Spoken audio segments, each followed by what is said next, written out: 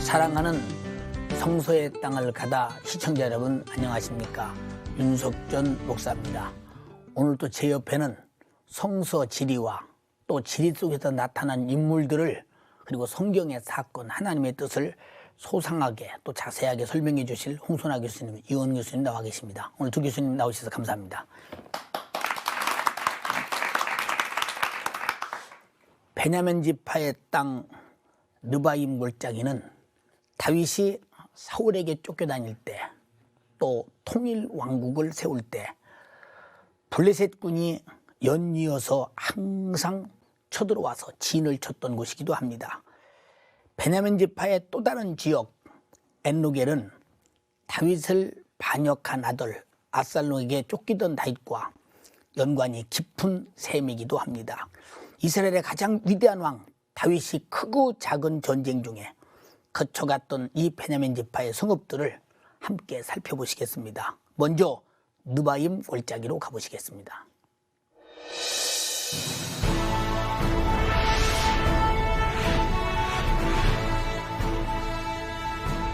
베냐민 지파의 땅 르바임 골짜기. 베들레헴 출신이었던 다윗은 이 일대의 지리에 익숙해 두 차례에 걸쳐 벌어진 블레셋과의 싸움에서 승리를 거두었다.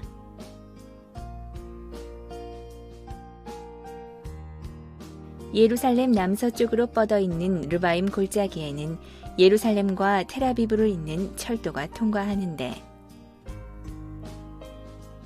이곳이 바로 신약시대 에디오피아의 내시 간다겔이 빌립을 만난 곳으로 전해지고 있다.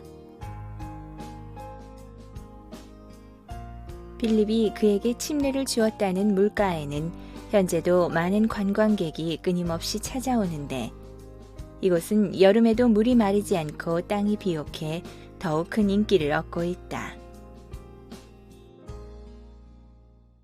여러분은 지금 화면을 통해서 베냐민 지파의 땅 르바임을 보셨습니다. 그곳이 어딜까? 우리 또 지도를 통해서 홍 교수님을 통해서 알아보겠습니다. 교수님 말씀해 주시죠. 저 이스라엘 전체를 다시 한번 봐야 되겠습니다. 왜냐하면 이스라엘 지리를 알아야 되는 이유는 그곳이 우리와 다르기 때문입니다. 우리와 비슷한 나라라 그러면 뭐 공부를 할 필요가 없지 않겠습니까? 이 이스라엘이라고 하는 나라는 특수한 지형으로 되어 있습니다. 이 바다가 그 지중해입니다. 이 지중해 연안을 해안에 있다 그래가지고 해안 평야지대라 그럽니다. 그리고 이 동쪽으로 오면서 서서히 고지대가 시작되는데 이 지역을 그 중앙산악지대라 그럽니다. 그런데 특이한 것은 이 지역부터 급격하게 낮아지기 시작하는데 이 지역을 지구대라 그럽니다. 깊이 파인 그 협곡인데 이 사해 같은 경우는 해수면보다 그러니까 이쪽보다 한 400m 정도 낮은 지대가 있습니다. 이것은 세계 어느 나라든지 없는 특수한 지형입니다. 이런 이스라엘에서 역시 제일 중요한 것이 예루살렘 아니겠습니까? 이 예루살렘 모르는 분은 없습니다. 그리고 남쪽에 베들레헴이 있습니다. 그럼 이 르바임 골짜기는 예루살렘 남서쪽에 즉 베들레헴에서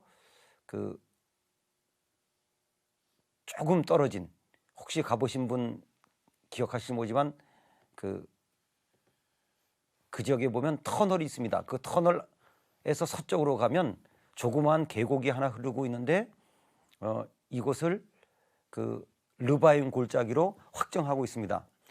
이 르바임 골짜기는 지금은 라할 레타임이라 그럽니다. 그런데 이 르바임 골짜기가 가지고 특이한 걸 두 개를 발견했습니다. 거기 가서 이렇게 답사를 하는데 갑자기 이상한 소리가 나요. 그래서 이렇게 봤더니 그 기차가 지나가고 있습니다. 그 이스라엘에도 기차가 있거든요. 그 르바임 골짜기를 기차가 지나가는 것을 보고 소리 질렀습니다. 이스라엘에도 기차가 있구나. 물론 많은 사람들이 자주 이용하지 않지만 기차가 지나가고 있고요. 또 한 가지 거길 지나가는데 그 샘이 있는데 그 샘이 어찌나 물이 많이 나오는지 연못까지 하나 있고 그 많은 청년들이 거기서 놀고 있어요. 그래서 올라갔는데 그곳이 바로 그 유명한 전승이 있는 곳입니다. 그 가사로 가던 내시가 그 세례를 받지 않습니까? 그 세례를 받은 물을 여기로 추정하고 있기 때문에 제가 이 르바임 골짜기는 기차도 봤지만 그 내시가 예수님을 믿고 세례를 받은 곳이라고 여겨지는, 그것도 아주 이스라엘에선 찾아보기 힘들 정도로 물이 나오는 곳을 보기 때문에 늘 이쪽을 생각하면 굉장히 아주 상큼한 기억이 나는 곳입니다.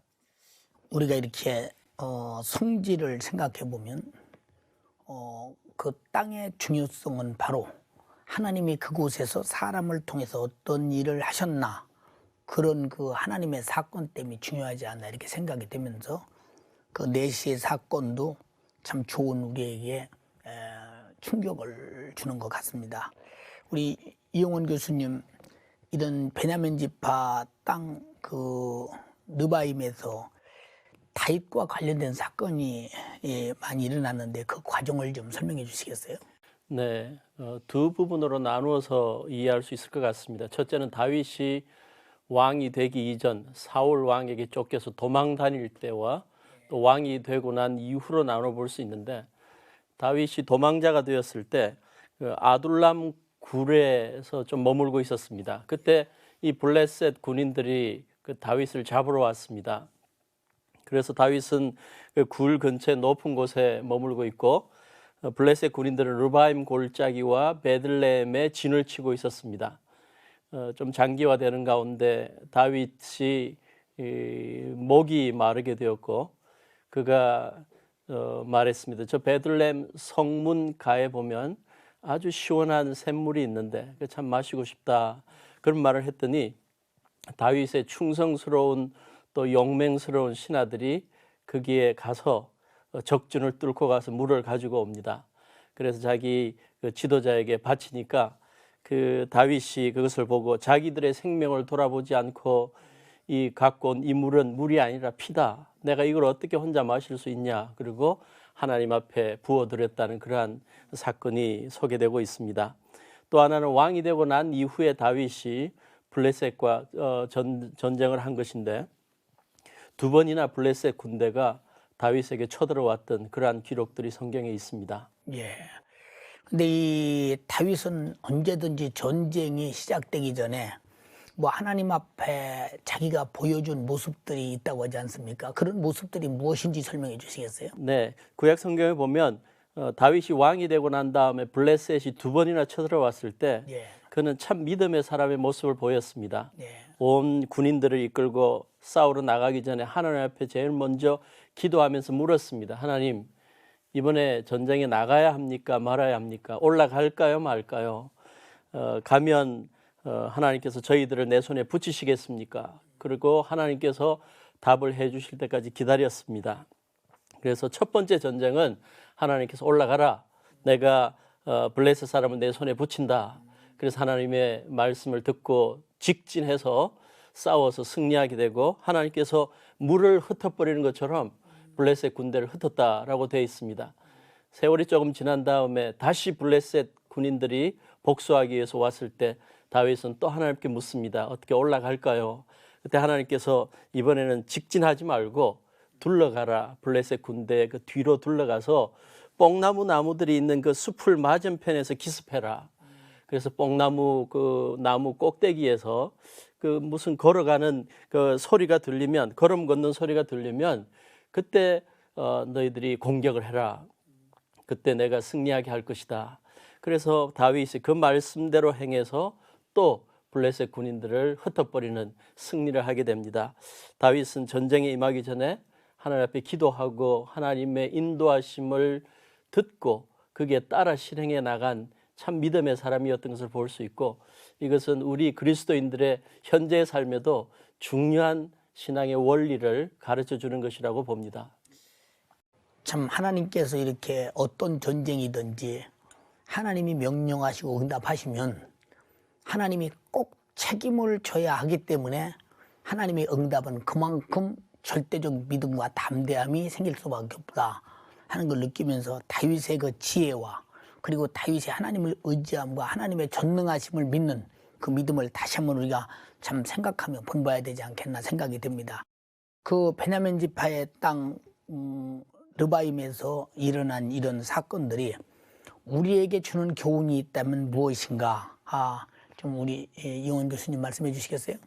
다윗이 블레셋과 싸울 때, 전쟁할 때 늘 하나님 앞에 먼저 물었다는 사실, 이것은 이 시대를 살아가면서 늘 영적인 전투에 매일 임하고 있는 우리 그리스도인들도 매일매일 기도로서, 말씀으로서, 또 성령님 앞에 오늘 하루의 삶을 어떻게 살아야 할지를 늘 묻는 자세가 영적으로 승리하는 자세가 된다는 사실을 가르쳐주는 귀한 교훈이 있다고 봅니다. 참 우리가 이 르바임에서 일어난 사건들을 통해서 우리 교수님의 말씀을 가만히 들으면서 우리 자신들이 어떤 일을 행하든지 우리가 믿음이 있다면 하나님을 일하시게 하고 하나님이 역사하시게 하는 물음이 꼭 필요하다 하는 점에 대해서 많은 은혜가 됩니다. 이스라엘 중앙 산악지대인 베냐민 지파의 경계가 있었던 바로 경계선입니다. 엔로겔과 엔세메스가 있습니다. 그곳으로 가보시겠습니다.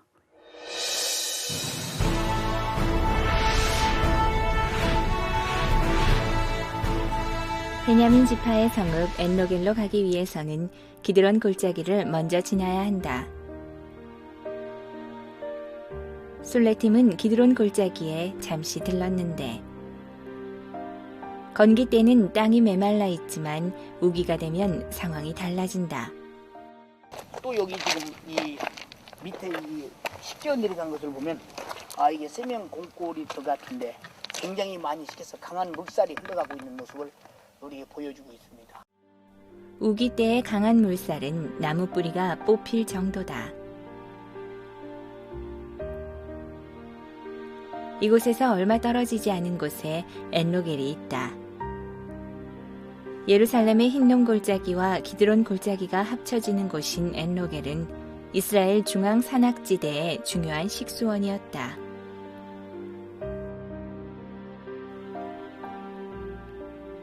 아랍인 마을이 있는 엔로겔. 그 모스크에는 성경시대 당시 엔로겔 샘으로 여겨지는 38m의 비르아읍이 있는데 이것은 다윗의 전쟁 역사와 관련이 깊다.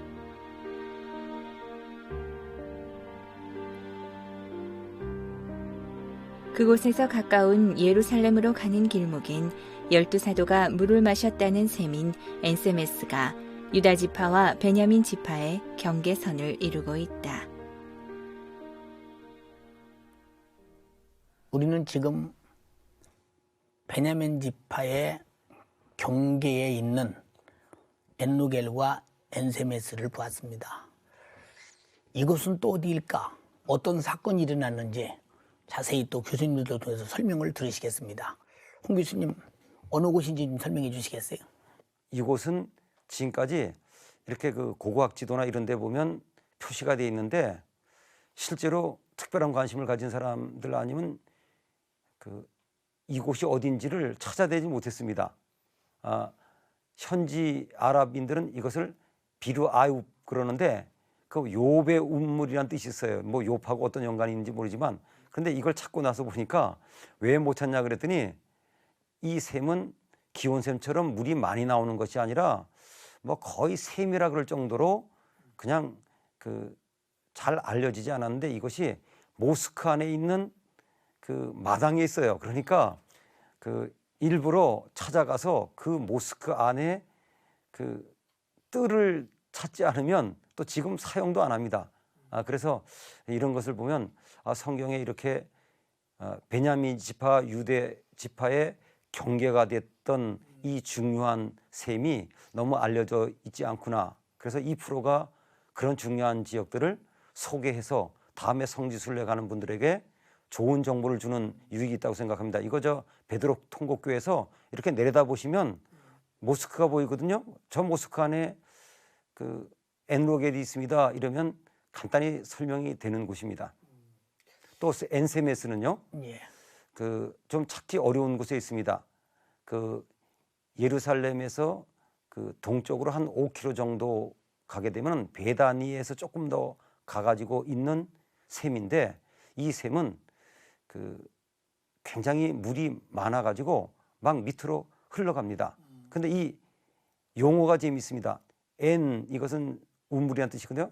세메스는 태양이라는 뜻입니다. 그래서 베세메스라고 유명한 태양의 집이라는 지명이 있듯이 이것은 그 태양의 운물입니다. 그래서 그 왜 태양의 운물이라고 할까? 그 유래를 조사해 봤는데 정확한 건 아니지만 이렇게 풀이를 하고 있습니다. 예루살렘보다 더 동쪽에 있는 샘물이거든요. 그러니까 예루살렘보다 더 태양을 빨리 받으니까 그 이런 이름을 옛날 사람들이 붙이지 않았을까라고 추정하고 있는 그런 곳입니다. 그런데 중요한 것은 이곳이 그 지금 버스들이 다니는 그 길에서 그 왼쪽 골짜기에 있는데 지금은 자동차로 다니기 때문에 그렇지만은 옛날 도로였습니다. 그러니까 여리고에서 베다니를 거쳐서 예루살렘으로 올라갈 때 옛날 사람들은 이 엔세메스 옆을 지나가면서 운물도 마시고 통로로 사용하던 그 옛길이 있는 곳입니다. 물론 지금은 이제 걸어 다니지 않기 때문에 통로가 다른 곳에 있습니다. 사실 중동 지역에 가보면 뭐 어디 가서 물을 또 마실지라고는 그런 그 중대한 가뭄과 또 물의 그 아주 그 고갈이 참 실감나게 되면서 적던 크던 샘이 있다고 하는 것은 그건 아주 생명과 같은 그런 수준에서 엔노겔이 그만큼 중요한 그 역할을 하잖아 이런 생각을 해 봅니다. 이 교수님께 여쭤보겠습니다. 이런 중요한 샘물인 엔노겔에서는 성경에 어떤 그 사건이 분명히 있을 것입니다. 좀 말씀해 주시겠어요? 네, 두 가지 사건이 구약 성경에 언급되고 있습니다. 예. 첫째는 다윗 왕이 통치하는 동안 자기 아들 압살롬이 반란을 일으킵니다. 예. 그래서 한동안 압살롬의 부하들이 예루살렘을 점령하고 왕궁을 점령하고 있었을 때 그 왕궁 안에서 그 전쟁이 일어나지 않도록 다윗이 잠깐 피하는 일이 있었습니다. 그래서 예루살렘 외곽에 머무를 때 그 다윗의 부하들 요나단과 아히마스라는 사람이 이 엔로겔 우물가에 있다가 왕궁에서 일어난 일을 알려주는 계집종이 오면 거기에서 정보를 얻어서 다윗에게 알려주면 다윗이 그것을 들었던 그러한 사건이 기록되고 있습니다. 또 하나 엔로겔과 관련해서 중요한 사건은 다윗 왕이 이제 늙어서 임종 직전에 있을 때 누가 왕이 될 것인가가 그 관심의 대상이 되었는데 예. 그때 다윗의 아들 가운데 아도니아라는 왕자가 자기가 왕이 된다. 자기보다 나이 많은 아들이 없으니까 자기가 이제 왕이 될 것으로 당연히 생각하고 이 엔로겔이라는 이 우물에 가에 자기의 신복 부하들과 또 굉장히 다윗을 추종했던 요압 장군 또 대제사장 아비아달 이란 누구나 다 인정받는 그러한 지도자들을 불러놓고 잔치를 벌입니다. 그 잔치의 의미는 이제 다윗 왕은 죽고 내가 이제 왕이 될 것이라는 것을 암시하는 어떤 면으로 왕위 계승 잔치라고 할 수 있겠죠. 그러한 잔치를 벌였던 곳이 엔로겔입니다. 홍 교수님은 이제는 또 엔세메스를 좀 알아보겠습니다. 엔세메스는 예수님의 12제자와도 연관이 있다고 하는데 말씀해 주시겠어요? 이곳이 여리고에서부터 그 베다니를 거쳐서 예루살렘으로 올라가는 옛날 도로였던 것은 확실합니다. 그런데 15세기 때부터 이 지역 사람들이 이 샘의 이름을 그 엔세메스가 아니라 사도들의 샘이라고 고쳐서 부르기 시작했답니다. 왜 그러냐 그랬더니 예수님의 제자들이 예루살렘으로 갈 때 이 샘에서 물을 마셨기 때문에 사도들이 물을 마시는 곳이다. 그래서 사도들의 샘이라고 부르고도 있다 그럽니다. 그것은 뭐 거의 근거가 있을 것 같아요. 왜냐하면 그 지역에 샘이 많지 않기 때문에 지나가다가 길 바로 옆에 물이 콸콸 나오고 있는데 안 마셨을 리는 없거든요. 걸어 다녔기 때문에. 그래서 어쨌건 그 예수님의 12 제자들의 행적을 기억하게 하는 전승이 남아있는 특이한 곳이 바로 엔세메스가 되겠습니다. 예. 이 교수님, 엔노겔과 엔세메스에서 일어난 사건들이 오늘날 우리에게 주는 영적 의미가 있다면 무엇일까요? 네, 저는 먼저 그 엔로겔에서 왕이 계승 잔치를 벌였던 아도니아를 통해서 예. 교훈을 하나 얻을 수 있다고 생각합니다. 하나님 앞에서 하나님의 구원의 섭리도 잘 모르고 또 서열만 따지면서 교만하게 섣불리 경솔하게 왕의 자리만을 생각하고 있었던 그러한 아도니아는 결국 비참하게 죽고 마는데, 우리들이 하나님 앞에서 살아갈 때 절대로 교만해서는 안 되고 정치적인 야욕이나 또 어떤 자리를 얻는 일에 명예욕에 빠져 그렇게 살아가는 것은 별로 좋지 않은 그런 결과를 얻을 수 있다는 것을 생각할 수 있고, 우리는 철저하게 하나님의 주권과 섭리를 늘 생각하며 주님의 뜻이 무엇인지를 찾아 나가는 자세가 필요하다고 봅니다. 또 이 엔세메스에서 있었던 그 제자들의 그 예수님의 제자들의 사역의 모습을 보면서 예수님의 제자들이 얼마나 헌신된 자들인가, 자신의 삶의 모든 것을 주님을 위해 버리고 주님 따라 3년 동안 같이 공생의 사역을 했던, 또 그 이후에 그들의 삶의 전체를 예수님 증거하는 일에 헌신했던 그러한 모습을 보면서 이 시대에 우리가 그와 버금가는 모습들이 있느냐 한번 생각해 보게 만드는 그러한 사건들이라고 봅니다. 오늘 이 교수님들의 이렇게 말씀을 들으면서 우리가 생소했던 지파의 땅들을 생각하면서 그 안에 일어났던 사건들을 기억하면서 우리에게 주시는 많은 교훈들이 오늘 믿음의 생활 속에서 어떻게 해야 할 것인가를 주시는 주님의 메시지로 믿으면서 큰 은혜가 되었습니다. 이 시간은 또 우리 방청객들의 또 알고 싶은 질문을 받으면서 시원한 대답을 또 기대합니다. 방청객의 질문을 받겠습니다. 홍 교수님께 여쭈어보겠습니다. 성경에 기록된 장소는 매우 오래되었는데요. 그것들을 어떻게 찾을 수 있는지 궁금합니다. 가장 좋은 것은 이름을 그대로 유지하고 있는가. 그래서 많은 장소들이 성경 시대의 이름이 그대로 있기 때문에 그곳으로 보고 있습니다. 대신 이름만 같다고 무조건 확정짓지는 않고요. 그 지역에 사람들이 성경 시대의 사람들이 살던 유적들을 찾아야 됩니다. 또 그것이 없는 많은 장소들은 성경에 나온 배경들을 보면서 여러 가지로 종합해 보니까 이 지역에서는 해당되는 마을이 이 지역밖에 없을 것 같다. 그래가지고 확정을 하고 있습니다. 이 교수님께 여쭈어보겠습니다. 오늘 살펴본 지역들이 다윗 왕과 많은 관련이 있는 것 같은데 다윗 왕이 하나님께 귀하게 쓰임받을 수 있었던 이유는 무엇입니까? 네, 먼저 하나님의 관점에서 본다면 하나님께서 하나님의 구속 사역을 이루어 나가시는 데 있어서 참 귀한 사람으로 택하신 면이 있다고 보고요. 하나님이 특별하게 관심을 가진 대상이었다고 보고, 또 인간적인 면에서 볼 때 다윗이 그렇게 하나님의 관심 가운데 머물게 만든 몇 가지 요소들이 있는데, 첫째로 우리가 살펴본 것처럼 그는 삶의 크고 작은 일들 속에 항상 하나님 앞에 먼저 물어보고 하나님의 뜻과 인도하심에 대해 절대적으로 의지하는 그런 하나님의 주권을 인정하는 삶을 살았던 자이기 때문에 쓰임받을 수 있었던 거라고 생각하고, 자기가 왕으로 있으면서 얻게 된 모든 물질을 하늘 앞에 드리는데, 헌신하는데 아까워하지 않고 늘 기뻐했습니다. 그래서 그는 일생일대에 자기의 그 염원이 하나님 앞에 아름다운 성전을 지어 드리는 것을 그가 염원했던 것처럼 하나님 앞에 드리기를 즐겨하는 사람이었습니다. 한마디로 말하면 성경 전체를 통해서 다윗을 표현할 때 하나님의 마음에 합당한 자였다라는 표현을 쓰기 때문에 그러한 삶의 모습들이, 하나님의 마음을 기쁘게 하는 삶의 모습들이 하나님 앞에 그가 위대하게 쓰임받게 만든 이유라고 생각할 수 있습니다.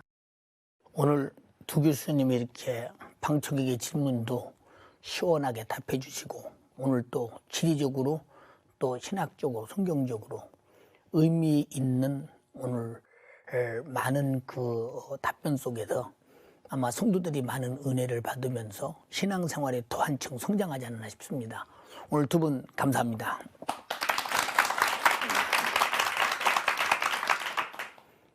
베냐민 지파의 느바임에서 생각을 해봅니다. 이스라엘 백성 중 여호수아는 요단강을 건널 때도 하나님의 명령을 따라 순종할 때 갈라졌습니다. 또 여리고도 순종하며 돌 때 무너졌습니다. 그러나 아이성은 너무 적은 성이기 때문에 간단하게 우리가 할 수 있다고 믿고 스스로 하나님을 의지하지 않고 스스로 나섰다가 대패한 사건을 보게 됩니다. 이 점을 볼 때 다윗 왕은 르바임에서 블레셋과 전쟁할 때마다 하나님께 묻습니다. 하나님은 정확한 대답을 해주십니다. 하나님께서 명령하신 대로 순종할 때 어찌 전능하신 이가 돕지 않겠느냐. 스스로 패망하고 갈라질지언정 하나님의 역사는 이루어지도록 만드셨습니다. 그러므로 우리는 무엇을 하든지 하나님께 묻고 하나님의 명령에 따라 움직일 때 하나님은 책임을 질 것입니다. 또 엔로겔과 엔세메스, 바로 이것은 샘이었습니다. 그 중동의 가뭄 속에서 샘은 참으로 그들의 생명이었습니다. 수가성 물가에서 예수님은 내가 주는 물을 먹으면 영원히 목마르지 않는다는 생수를 그에게 줬습니다. 예수 그리스도는 이 지구상에서 죄에서 저주에서 사망에서 멸망에서 절망 속에서 죽음은 지옥 가야 할 모든 인간들에게 생명의 구원의 샘이었습니다. 예수는 바로 엔로겔과 엔세메스와 같이 이스라엘 중동에서 많은 사람이 목을 죽여 살았던 것처럼 그를 피를 마시고 그를 살을 먹음으로 인류가 살아가는 중요한 양식과 샘이 되셨습니다. 우리 모두 이번 베냐민 지파를 통해서 얻은 이 모든 지식들이 우리 삶 속에 실천이 되어서 은혜가 현장에서 날마다 경험되는 여러분 되시기 바랍니다. 감사합니다.